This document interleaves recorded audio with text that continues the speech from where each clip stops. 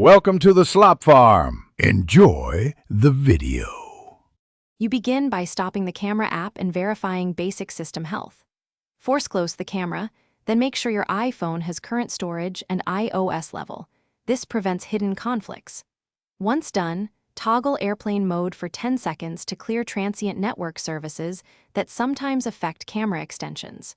Make sure to note whether the issue is app-specific or system-wide, because that determines if you'll reset settings, reinstall the app, or restore from backup, so pause to confirm symptoms now.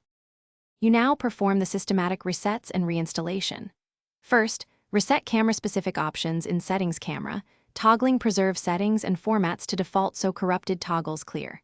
Next, if camera appears removable, delete and reinstall or update iOS to the latest build to replace system components.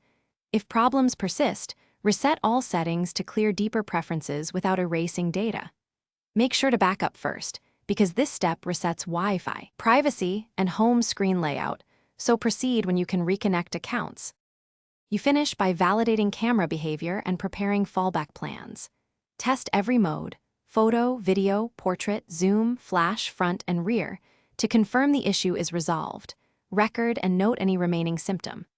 If resets fail, restore a recent backup to revert to a known good configuration, but understand that restore can reintroduce the fault if it existed earlier. If problems persist, try DFU restore as a last software step, and if the camera still misbehaves, contact Apple support. Thanks for watching. Consider subscribing if we helped you today.